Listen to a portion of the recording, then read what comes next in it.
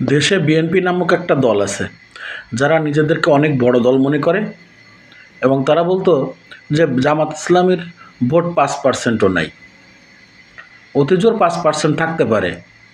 নিজেদেরকে বলতো যে অনেক বড় দল, আর বলতো যে 95% ভোট পেয়ে বিএনপি ক্ষমতায় আসবে। কিন্তু এখন তাদের কলিজা ঠান্ডা হয়ে যাচ্ছে। জামাত ইসলামের গণজোয়ার দেখে তাদের ক্ষমতার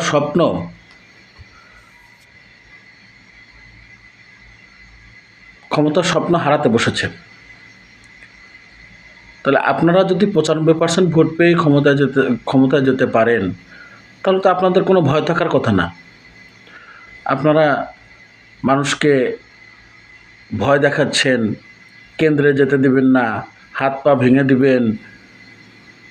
আর একজন আছে চাঁপাইনবাবগঞ্জে পাপিয়া, তিনি বলছেন যে মহিলা জামাতের লোকজন যদি ভোট চাইতে চায় তাহলে পুলিশ দিয়ে ধরিয়ে দিতে হবে। 999 আপনারা ফোন দিবেন। এই সমস্ত অবান্তর কথাবার্তা কেন আপনারা বলেন? আপনাদের তো এগুলো বলার কোনো প্রয়োজন নাই। আপনারা তো ক্ষমতা গিয়েই আছেন। এখন জামাত ইসলামের গণজোয়ার দেখে আপনাদের কলিজা ফাইটটা যায়, বুকটা ফাইটটা যাচ্ছে, আপনাদের কাঁপুনি ধরে গিয়েছে। এগুলো বাদ দেন, আর ভালো হয়ে যান।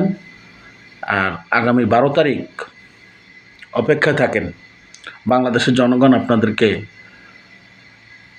লাল কার্ড দেখানোর জন্য প্রস্তুত। আপনারা মানুষকে ফ্যামিলি কার্ড দেওয়ার কথা বলেছেন না, আর মানুষ আপনাদেরকে লাল কার্ড দেখানোর জন্য প্রস্তুত হয়ে আছে। একটু অপেক্ষা করেন, সব কিছুর প্রমাণ পেয়ে যাবেন।